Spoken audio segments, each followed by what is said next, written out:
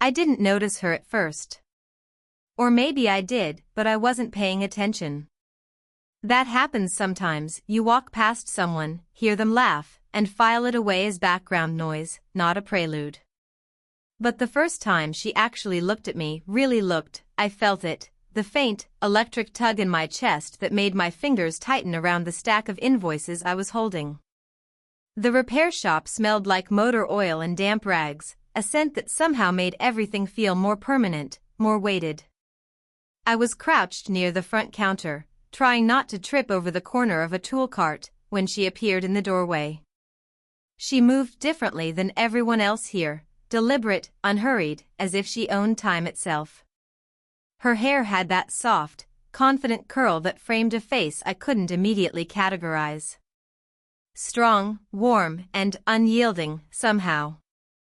"Morning," she said, tilting her head slightly, one hand on the doorframe.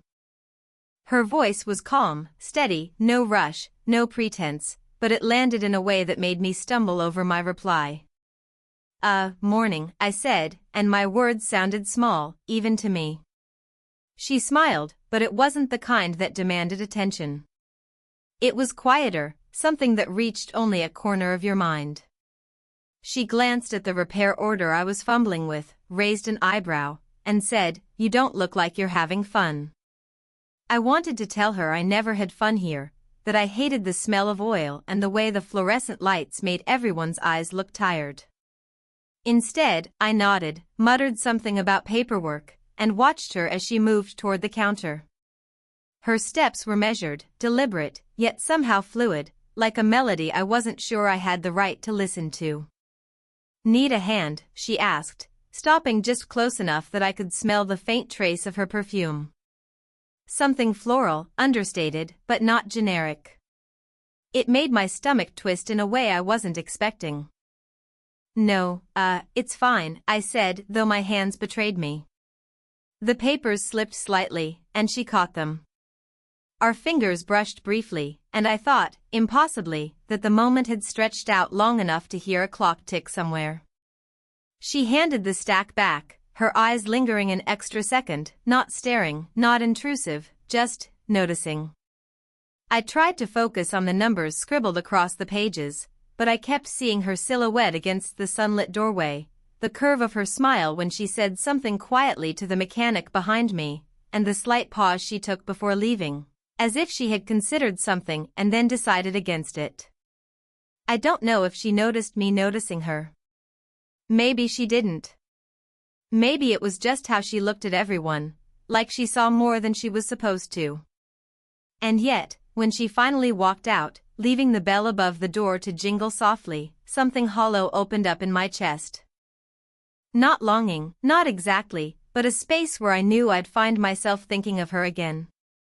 Later, I caught myself replaying the small moments, the way her fingers lingered over the papers, the subtle tilt of her head, the careful patience in her voice.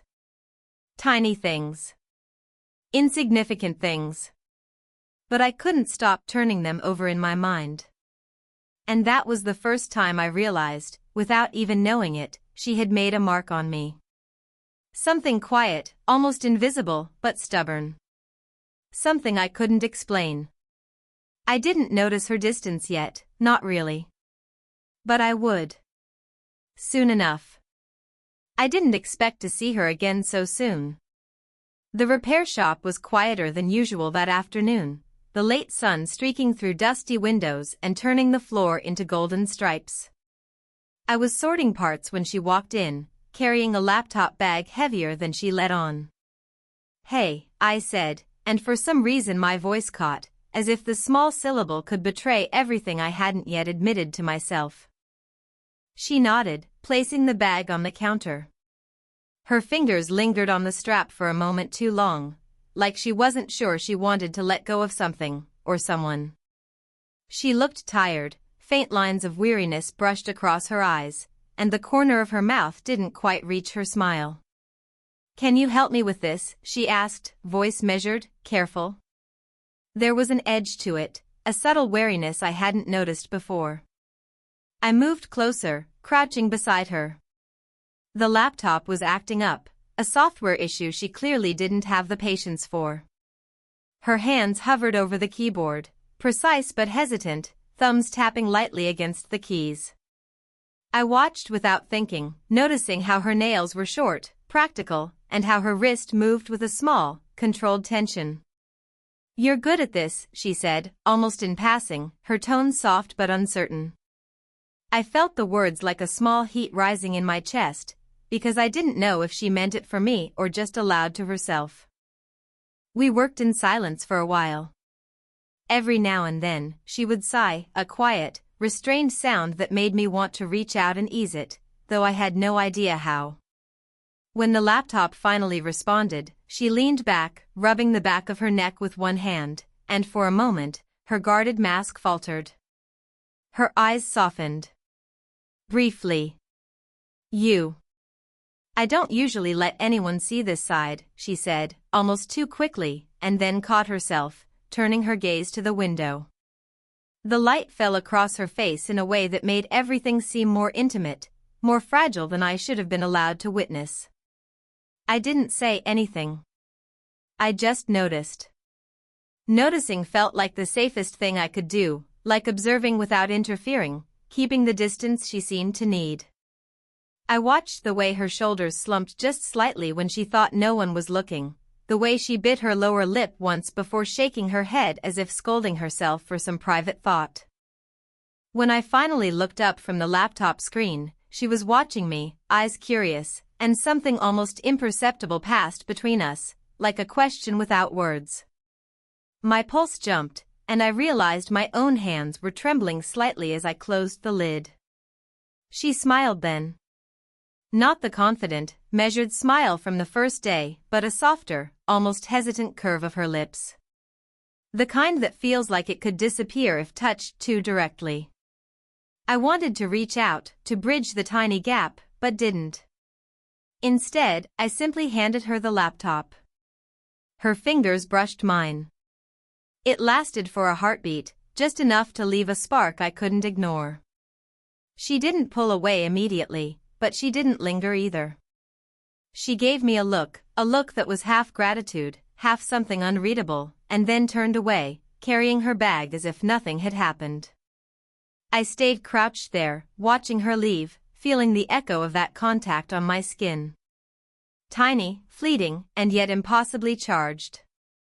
I couldn't stop thinking about the tilt of her head, the way she exhaled softly through her nose, the unspoken weight behind that single, lingering glance.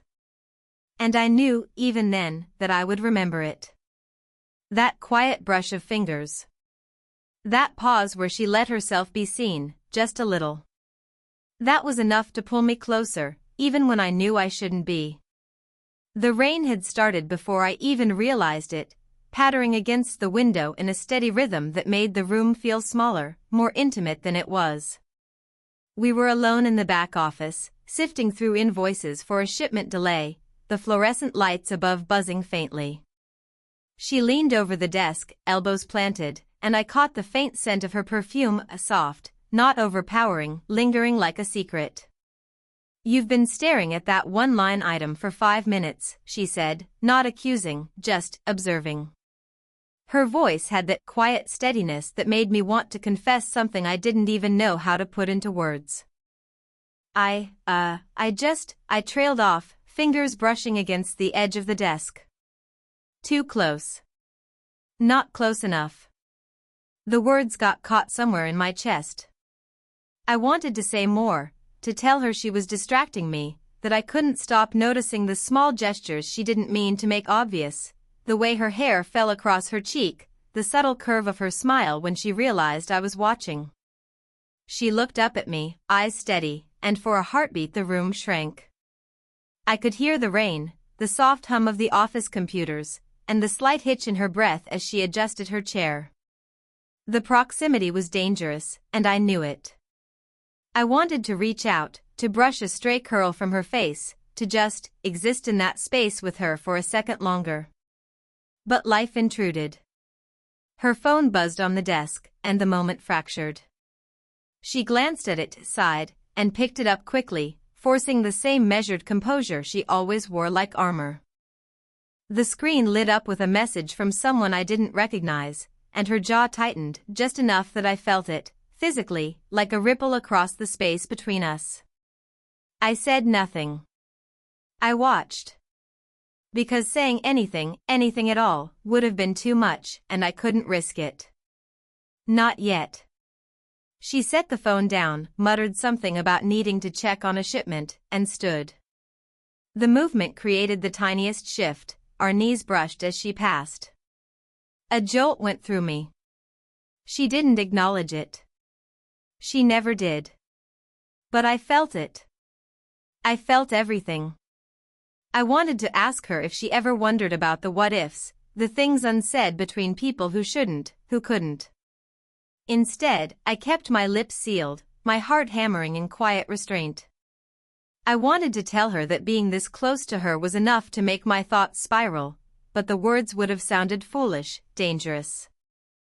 She paused by the door, hand on the handle, and looked back over her shoulder, not quite at me, not quite away. I caught that soft exhale, the faint tilt of her head. It was an invitation, almost, but it wasn't a promise. Just a sliver of vulnerability she allowed herself before stepping back into her guarded world. I stayed frozen, watching her leave, aware of the space she had just vacated. The rain continued to hit the window, relentless and steady, mirroring the pulse in my chest. And then, just before the door clicked shut, our eyes met for a fraction of a second longer than was necessary. I thought about reaching out. I thought about letting that small, almost touch happen. But the second passed. She was gone. And all I could do was sit there, hand hovering over the desk, imagining what might have been if only I had dared. I didn't know how long we'd been sitting there. The office was dim, the last rays of the sun slipping behind the buildings, painting everything in that awkward halfway light where shadows linger longer than they should. She hadn't said much, just leaned against the edge of the desk, her hands folded loosely in front of her. I could hear my own heartbeat, and I knew she could feel it too. Finally, she spoke, and the sound of her voice made the air feel heavier. "Do you ever wonder why we keep doing this?"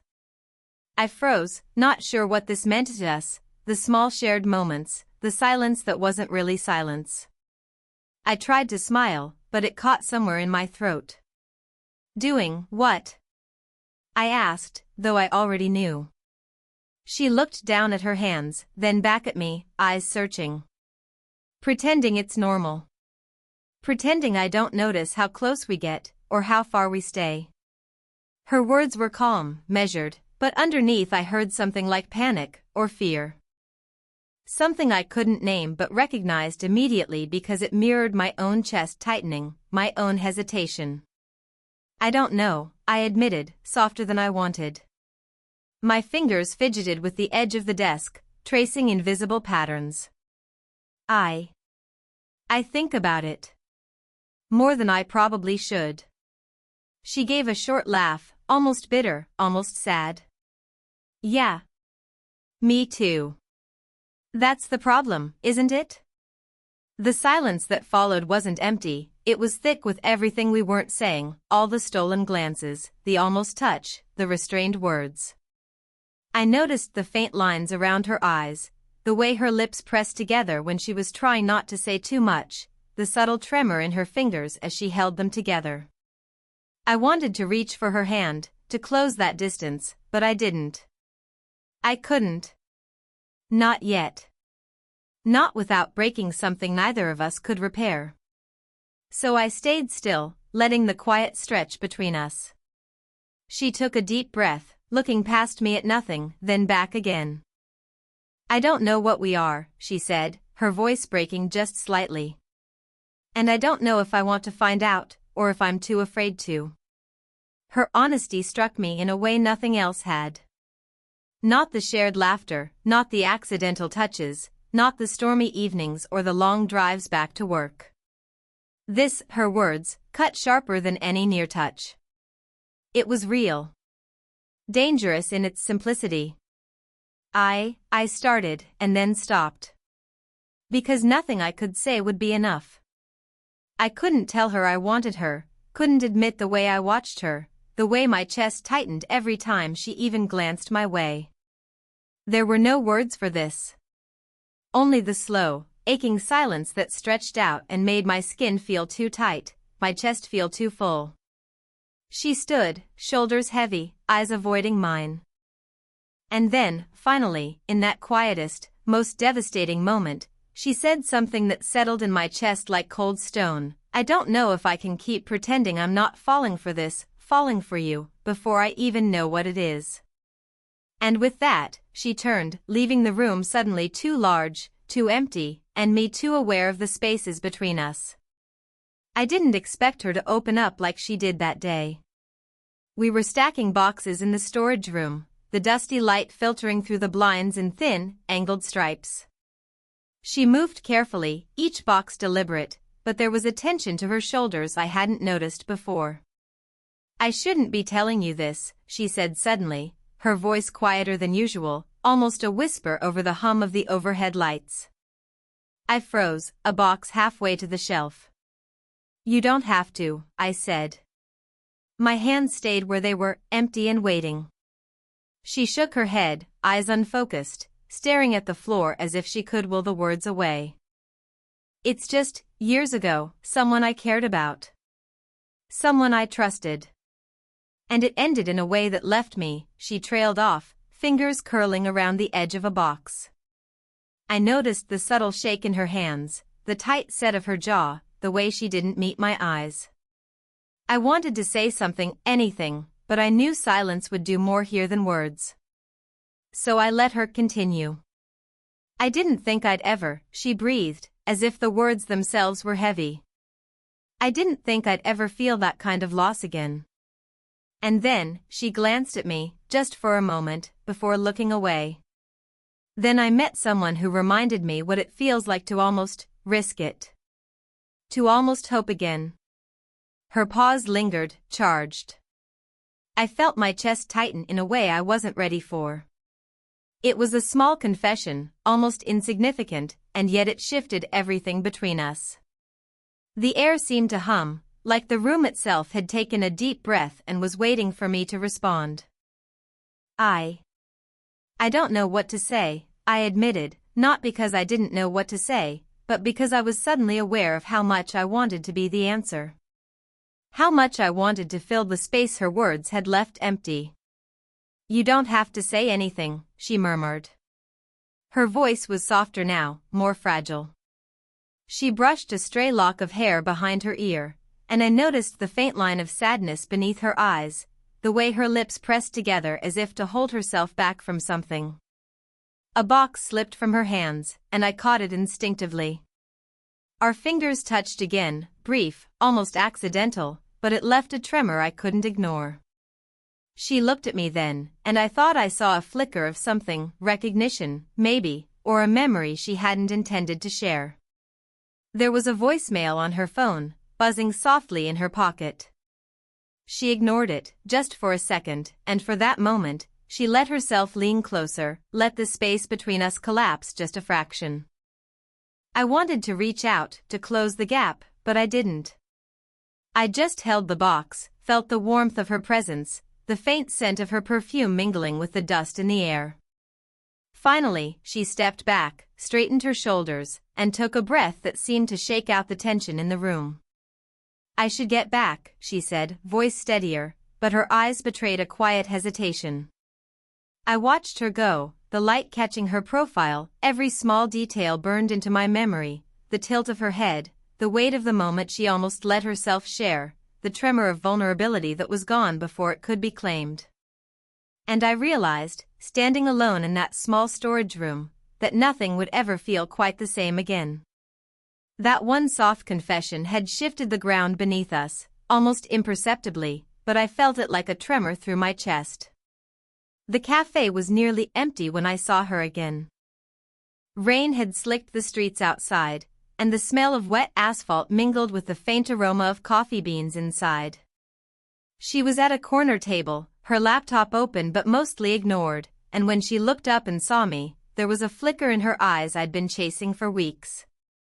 I slid into the seat across from her, careful not to rush, careful to let the moment settle naturally. We didn't speak right away. I watched her hands, resting lightly on the table, fingers tracing the edge of her mug as if memorizing it. The quiet was heavy but safe, a small space where neither of us had to perform or pretend. Finally, she spoke, voice low, almost hesitant. You don't have to say anything. I know, I said softly. I wanted to be here. She nodded, but her eyes stayed on mine longer than necessary, as if testing whether I would leave, whether I could understand what had been building between us. And I did. I understood. The longing, the restraint, the small moments of vulnerability she had let slip, everything was clearer now, impossible to ignore. We didn't need words. Not really. I noticed how her shoulder relaxed when I leaned slightly closer, how her hand twitched toward mine and then hesitated. I let it hover there, fingertips brushing, careful not to break the fragile rhythm of the moment. Her gaze flicked down to our hands, then back to my eyes.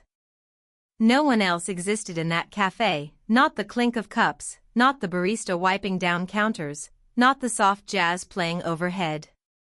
Just the quiet understanding that had been growing between us for weeks, finally allowed to breathe. Slowly, she reached out, just enough, and our hands met on the table. Not a grasp, not a hold, just a connection, small but meaningful. I felt the warmth of her skin, the subtle pressure of her fingers against mine, and it was enough. Enough to know that the distance, the hesitation, the tension, they had all led here.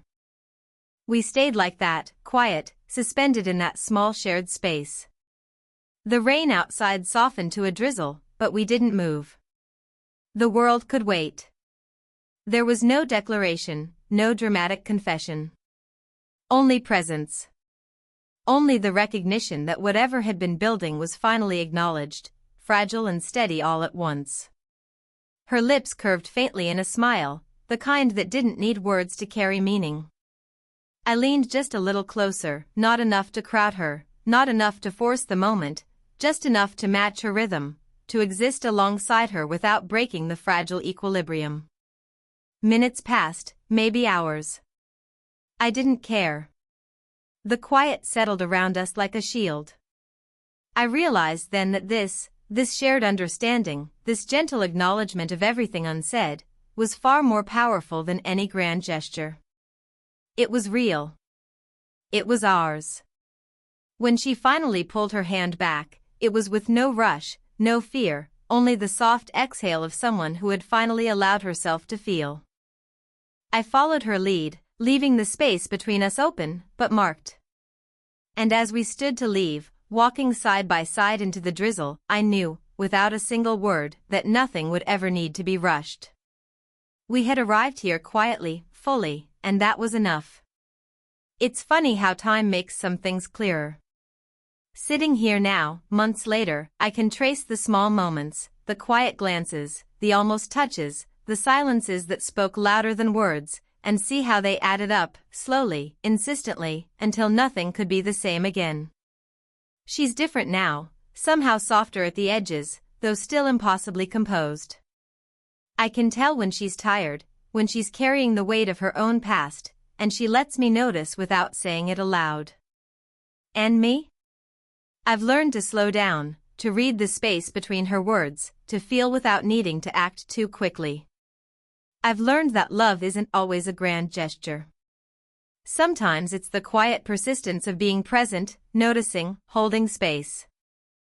I think back to that day in the storage room, the almost confessions, the brush of hands over papers, the rain-soaked cafe where we finally let ourselves exist in the same space. Those tiny, human moments shaped us more than any dramatic declaration ever could. And they taught me something essential: connection isn't about rushing. It's about showing up. Every day, in small, deliberate ways. We don't speak of love the way novels do. There's no poetic proclamation, no sweeping romantic gesture.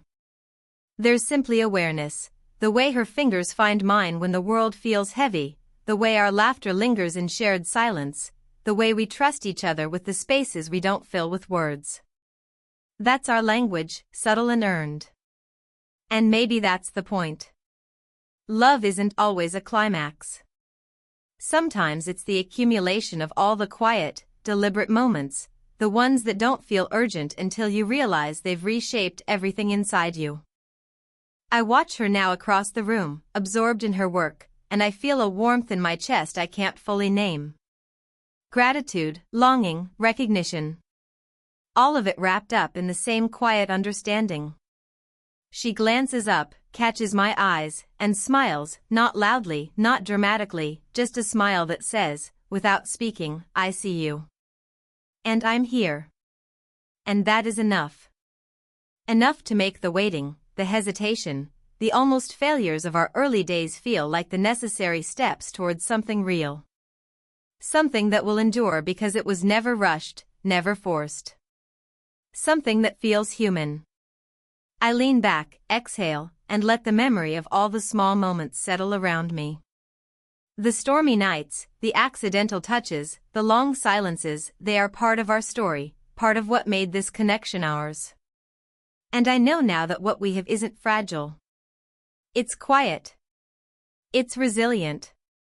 It's alive. If this story made you feel something, let me know in the comments. Would you want more stories like this?